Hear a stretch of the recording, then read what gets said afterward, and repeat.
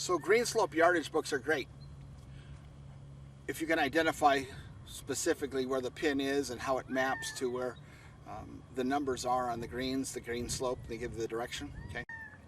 But if we don't have a specific number, even if we do have a specific number, it's important that we start understanding how our body feels, and how, by understanding how the body moves forward or back or left or right, what the brake is going to do.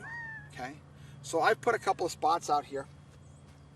This first spot right here, you're going to see this is a 1 degree slope. So if I put this down on this, it's going to read 1 degree. 1 degree is what we call a little. So you can see my body falling backward just a little. It's not falling back a lot. It's falling back just a little bit. It's kind of even, so that means that the slope is going up this hill. If I were to actually roll a ball up this hill, you're going to see that ball kind of rolls and then it gets to the top of the hill and it's going to crest out and come back. Okay. We move up the slope a little bit. Now you're going to see my body is going to react a little bit differently. Now you can start seeing my body starting to fall backward. Okay. This is a 2 degree slope. We call this a mid slope, a little middle, and then we're going to get to a lot in a minute. So we want to, if our body starts falling backward, okay, we know we've got energy that we're going to have to now hit a ball up. With a 1 degree slope, you're going to have to hit it a little bit more up a hill, or it's going to come down a hill a little bit more, but it's not going to be a lot. Okay. When you start getting 2 to 3 to 3.5 degrees, then we're starting to feel we're going to actually have to hit a ball harder to get up this hill. And you can, what we want to do is we want to let our body just relax, and you can see that it's falling. I'm not making it fall, it's just falling. Okay. Then we go up the slope a little bit more, and we get to our 3 degrees, and now all of a sudden you can see I don't have to do much and I'm going to fall over. Okay. So when you're doing this and you're learning, it's sometimes good to have a spotter. All right. But we just want to feel our body, and if we fall, we know that that's a lot. Okay. So now we really have to give it an umph up this hill, and another video that will be up talks about the amount of energy that it takes to get up a 3 or a 4 degree hill, and it's significant. It's not a little. You're going to have to hit this ball a lot, and it's just going to come, your body's just going to go, backward. So it's important that we do that, and then when we're looking at it this way, you're going to see my body is falling. I can just rest my body, and you can see how it falls to the right. Okay.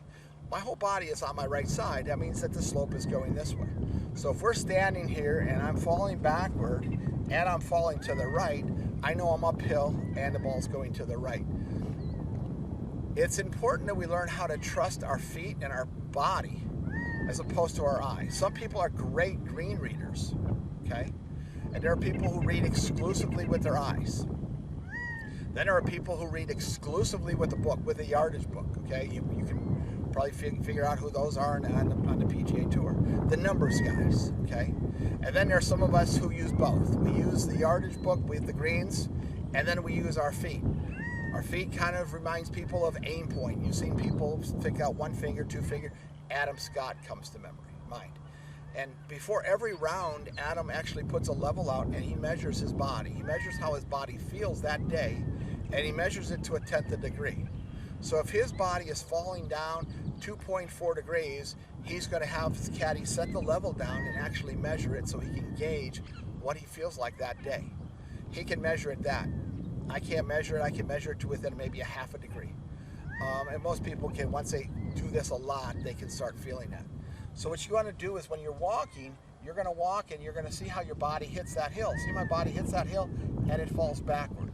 I know at that point in time, I'm hitting a hill. And then as I walk up that hill, the more I fall back, the more I know that there's a significant hill there. Okay. So it's important we learn that. You can get one of these. There's a program on our iPhone. I think it's called Brake Master or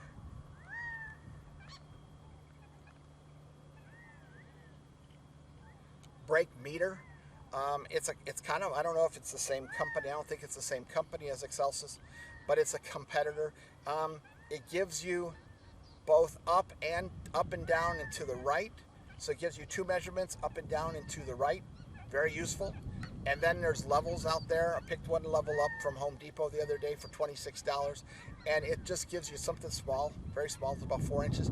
Put it in your bag, and it gives you that feeling. Something that you can work on every day.